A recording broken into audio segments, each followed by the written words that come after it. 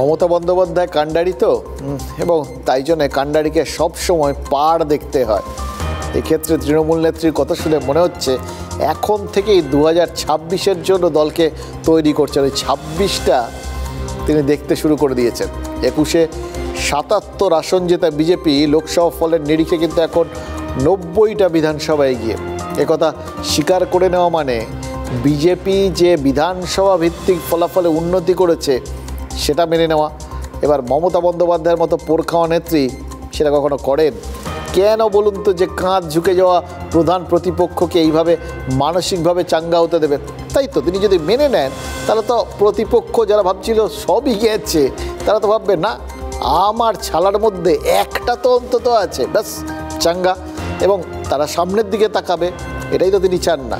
একই সঙ্গে প্রতিপক্ষ সামনের দিকে তাকাচ্ছে বা প্রতিপক্ষের জন্য পজিটিভ কিছু আছে, এই ভাবনাটা যে মুহূর্তে দলের সমর্থকদের মাথায় ঢুকবে তখন তো তাদের মধ্যে নেগেটিভ চিন্তাভাবনা জন্ম নিতে পারে। সেটাই বা তিনি কেন হতে দেবেন? ফলে দুটো রাস্তাই বন্ধ করে দিলেন তিনি। কিন্তু চিন্তা সেটা তো অন্য জায়গায়। প্রতিদ্বন্দ্বীকে পড়ে পাওয়া 14 আনা সুযোগ করে দেওয়ার জন্য তৃণমূলের ভেতরেই যে লোক আছে, এই সংশয়টা কি তৃণমূল লুকিয়ে রাখতে পারছে না? শিবপুরের বিধায়ক, রাজ্যের ক্রীড়ামন্ত্রী, ক্রীড়া প্রতিমন্ত্রী মনোজ তেওয়ারি, তার ওয়ার্ডে হাওড়ার প্রার্থী প্রসূন ব্যানার্জি ভালো লিড পেয়ে গেছেন। এবার মনোজের আক্ষেপ প্রসূন বন্দ্যোপাধ্যায় নাকি উপকার স্বীকার করছেন না। ভোটে জেতার পর নাকি ফোনও করেননি হাওড়ার জয়ী প্রার্থী। এবার ফোন না পাওয়ার কষ্ট এতটাই, মনোজ বুঝিয়ে দিচ্ছেন দলের ভেতর একটা অংশ প্রসূন বন্দ্যোপাধ্যায়কে জিততে সাহায্য করেনি, কিন্তু তিনি করেছেন। কিন্তু প্রসূন বন্দ্যোপাধ্যায় এতই অকৃতজ্ঞ যে তারপরেও তাকে একটা ফোন শুদ্ধ করলেন না, একটু কৃতজ্ঞতা জানালেন না। তিনি জাস্ট একটু কৃতজ্ঞতার কাঙাল ছিলেন নাকি? একই সঙ্গে তিনি এটাও বুঝিয়ে দেওয়ার চেষ্টা করেছেন এই জন্যেই বাকিরা তাকে জিততে সাহায্য করেননি। হয়তো তার মনে মনে মনে হচ্ছে এখন যে কেন যে তিনি করলেন। একই কথা তো বলছেন বালুরঘাটের প্রার্থী বিপ্লব মিত্র। রাজ্যের উত্তর থেকে দক্ষিণ খেয়াল করে দেখুন, মানে সব জায়গাতেই একই সিনড্রোমে ভুগছে তৃণমূল। এবার অন্তর্ঘাতের সিনড্রোমটা ভয়ানক, কিন্তু এটার স্থান কাল পাত্র বিশেষে যখন তখন ডালপালা মেলে দিতে পারে। আর যত ডালপালা মেলবে ততই তো জমির ভেতর ওই যেরকম নারকোল গাছের শিকড় ঢুকে ভিত নড়িয়ে দেয় না, প্রায় সেরকম ব্যাপার হয়ে যায়। এ যাত্রা পার পেলেও তাই আগামীর জন্য চিন্তাটা মনে হচ্ছে রয়েই যাচ্ছে, তাই না? 8 তারিখ হতে চলেছে প্রসূনদা, আমি এত দুঃখ পেয়েছি, মন খারাপ হয়েছে। আপনি ফোন বন্ধ রেখেছেন, আপনার পক্ষ থেকে কেউ আমায় ফোন করে বলেনি বা আমাদের কর্মীদেরকে কেউ ফোন করে বলা হয়নি কি ধন্যবাদ। যারা বিরোধিতা করেছে, সাবোটাজ করেছে, আজকে আপনি ওনাদের সঙ্গে গলা মিলিয়ে ছবি তোলাচ্ছেন, ফুলমালা পরছেন, এটা কিন্তু ঠিক হয়নি।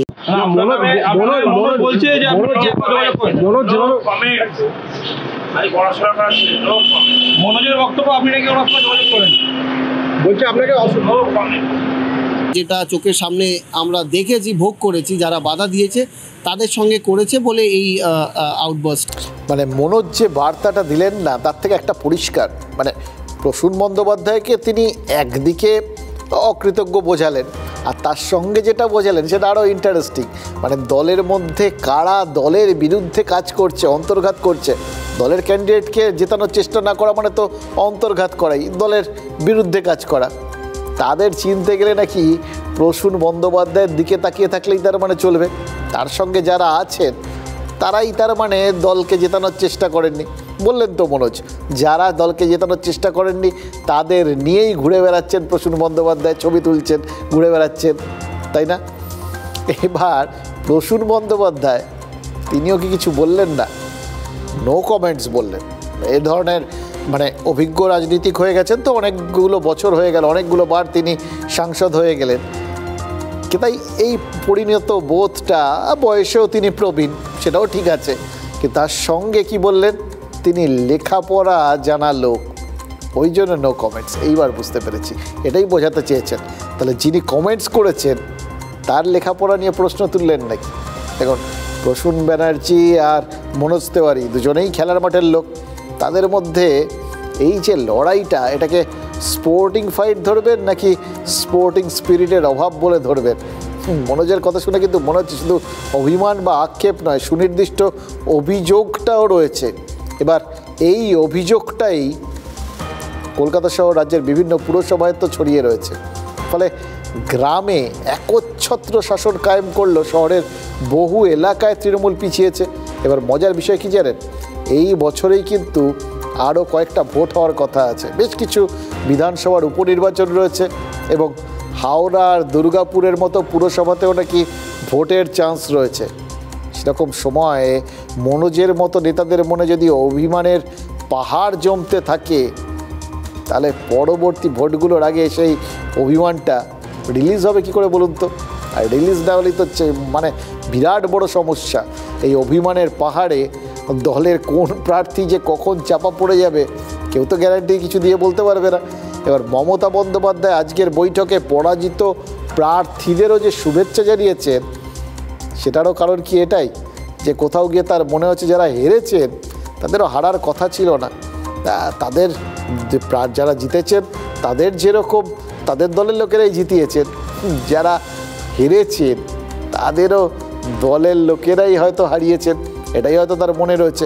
ফলে জেতা হারা যা কিছু হয়েছে সবটাই তার দলই করেছে, অন্য কেউ আর কিছু করেনি। এটা একটা পরিতৃপ্তির বিষয় জানেন তো, এই জন্যই বোধহয় সবাইকেই তিনি শুভেচ্ছা জানিয়েছেন। কিন্তু জেতা আসনেও পিছিয়ে থাকা ওয়ার্ডের জন্য পরেশ পাল বা কুণাল ঘোষের মতো নেতাদের তো তিনি কথাও শুনিয়েছেন, প্রশ্নের মুখে ফেলে দিয়েছেন এবং জবাব যদি সময় মতো না আসে তারা কিন্তু আগামী ভোটগুলোই পরাজিতদের যে শুভেচ্ছা জানাচ্ছেন, যে স্পিরিটটা দেখাচ্ছেন তৃণমূল নেত্রী, তার ভাবনা চিন্তা, তার বডি ল্যাঙ্গুয়েজ, তার শব্দ নির্ণয়, এই সব কিছুর মধ্যে একটু গণ্ডগোল হয়ে যাবে না তো?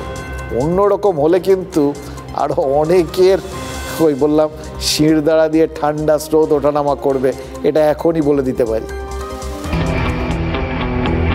ভোটের রেজাল্টের পর পর্যালোচনায় বসলেন মমতা বন্দ্যোপাধ্যায়। বিরোধীরা কবে এমন আলোচনায় বসবেন জানা না গেলেও জানা যাচ্ছে বিধায়কহীন 10টি বিধানসভা উপনির্বাচন হতে চলেছে বাংলায়। সিতাই তৃণমূল বিধায়ক জগদীশ চন্দ্র বসুনিয়া কোচবিহার লোকসভায় জিতেছেন। মাদারিহাট বিজেপি বিধায়ক মনোজ টিগ্গা আলিপুরদুয়ার লোকসভা আসনে জিতেছেন। রায়গঞ্জ কৃষ্ণ কল্যাণী গত 27শে মার্চ বিজেপি থেকে তৃণমূলে যোগ দিয়ে পদত্যাগ করেন। রানাঘাট দক্ষিণ মুকুটমণি অধিকারী গত 19শে এপ্রিল বিধায়ক পদে পদত্যাগ করেন। বাগদা তৃণমূলের বিশ্বজিৎ দাস বিধায়ক পদে পদত্যাগ করে লোকসভার প্রার্থী হন। নৈহাটি তৃণমূল বিধায়ক পার্থ ভৌমিক ব্যারাকপুর লোকসভা থেকে জিতেছেন। হাড়োয়া তৃণমূলের আরেক বিধায়ক হাজী নুরুল ইসলাম বসিরহাট লোকসভায় জিতেছেন। মেদিনীপুর তৃণমূলের বিধায়ক জুন মালিয়া লোকসভায় জিতে গেছেন। তালড্যাংরা বিধায়ক অরূপ চক্রবর্তী বাঁকুড়া লোকসভায় জিতেছেন। মানিকতলা 2022-এর 20শে ফেব্রুয়ারি প্রয়াত হন বিধায়ক সাধন পাণ্ডে, ফলে এই এলাকাটিও বিধায়কহীন। মামলার কারণে 2 বছর উপনির্বাচন আটকে ছিল মানিকতলায়, জটিলতা কেটেছে। বাকি 9 কেন্দ্রের মধ্যে 6 জন বিধায়কই লোকসভায় জিতেছেন। 3 বিধায়ক কৃষ্ণ কল্যাণী, মুকুটমণি অধিকারী এবং বিশ্বজিৎ দাস হারলেও বিধানসভায় পদত্যাগ করে ফেলেছেন 3 জনই। সূত্র বলছে আগামী 3 মাসের মধ্যেই রাজ্যের 10টি বিধানসভায় উপনির্বাচনের সম্ভাবনা রয়েছে। শুধু 10টা বিধানসভা উপনির্বাচনই নয়, চলতি বছরেই সম্ভাবনা রয়েছে 2 পুর ভোটেরও। দেশের 107টি লোকাল বডি ইলেকশনের সঙ্গে সঙ্গে বাংলার দুর্গাপুর ও হাওড়ায় পুর ভোটের সম্ভাবনা রয়েছে। আর সেখানেই পুরুলিয়ার পুর এলাকার ভোটের বিশ্লেষণ গুরুত্বপূর্ণ। পুরুলিয়ার হারের সঙ্গে সঙ্গে 3 বিধানসভা এবং পুর এলাকাতেও ধাক্কা খেয়েছেন শাসক প্রার্থী। পুরুলিয়া পুরসভার 23টি ওয়ার্ডের মধ্যে 20টি ওয়ার্ড দখল করে বোর্ড গঠন করেছিল তৃণমূল। অথচ লোকসভায় পুর এলাকায় বিজেপি যেখানে 44,000-এরও বেশি লিড পেয়েছে, সেখানে তৃণমূলের প্রাপ্তি দ্বিগুণেরও কম, 21,500। লোকসভায় দুর্গাপুর পুরসভা ভিত্তিক রেজাল্টটা এখানেই গুরুত্বের। 2017-র ভোটে 43টি ওয়ার্ডের সবকটিতেই তৃণমূল জিতেছিল। 2022-এর অগাস্টে মেয়াদ ফুরিয়েছে মিউনিসিপ্যালিটির। লোকসভার রেজাল্টে দেখা যাচ্ছে তৃণমূল মাত্র 10টায় এগিয়ে রয়েছে, বাকি 33টা ওয়ার্ডেই এগিয়ে গিয়েছে বিজেপি। শাসকের বড় জয়ের পর উপনির্বাচনের ফলাফল অনেক সময় শাসকের পক্ষেই যায়। হাওড়া লোকসভার নিরিখে সব ওয়ার্ডে তৃণমূল এগিয়ে থাকলেও দুর্গাপুর পুরসভায় দুশ্চিন্তা রয়েছে। সেই অঙ্কে মেয়াদ উত্তীর্ণ এই 2 পুরসভায় চলতি বছরেই ভোট করাতে কি সমানভাবে আগ্রহটা থাকবে?